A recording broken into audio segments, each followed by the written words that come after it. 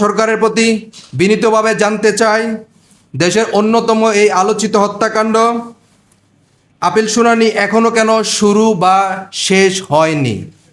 রাষ্ট্রের সর্বোচ্চ পর্যায় থেকে গুম, খুন, মানবাধিকার লঙ্ঘনের বিষয়ে কথা বলা হয়ে থাকলেও কিন্তু এই মামলার বিষয়ে এখনও দৃশ্যমান কোনো অগ্রগতি হয়নি।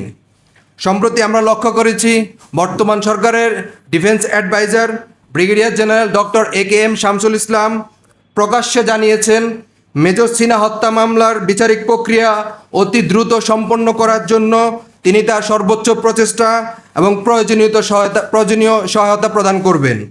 আমরা উনার এই অঙ্গীকারকে ইতিবাচক হিসাবে গ্রহণ করছি এবং এটির বাস্তব প্রতিফলন হবে বলে আমরা আশাবাদ ব্যক্ত করি। একই সঙ্গে আমরা আশা করি বাংলাদেশ সেনাবাহিনীর সম্মানিত সেনাপ্রধান জেনারেল ওয়াকারুজ্জামান বিষয়টি গুরুত্ব সহকারে অনুধাবন করবেন এবং ভবিষ্যতে কোনো সেনা সদস্য কর্মরত কিংবা অবসরপ্রাপ্ত অবস্থায় যেন এই ধরনের নির্মম হত্যাকাণ্ডের শিকার না হন এবং সেই লক্ষ্যে প্রয়োজনীয় আইনি সুরক্ষা নিশ্চিতের ব্যাপারে উদ্যোগ গ্রহণ করবেন। আজকের এই সংবাদ সম্মেলন থেকে বর্তমান সরকারের প্রধানমন্ত্রী, আইনমন্ত্রী, স্বরাষ্ট্রমন্ত্রী এবং সম্মানিত সেনাপ্রধানের নিকট এক্স ফোর্সেস অ্যাসোসিয়েশনের নিম্নলিখিত দাবিসমূহ আমরা উত্থাপন করছি।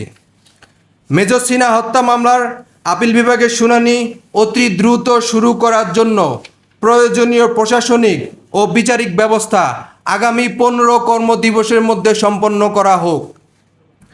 মামলা দ্রুত নিষ্পত্তির লক্ষ্যে একটি বিশেষ সমন্বয় মনিটরিং ব্যবস্থা গঠন করা হোক, যাতে বিচারিক প্রক্রিয়া অযথা বিলম্বিত না হয়।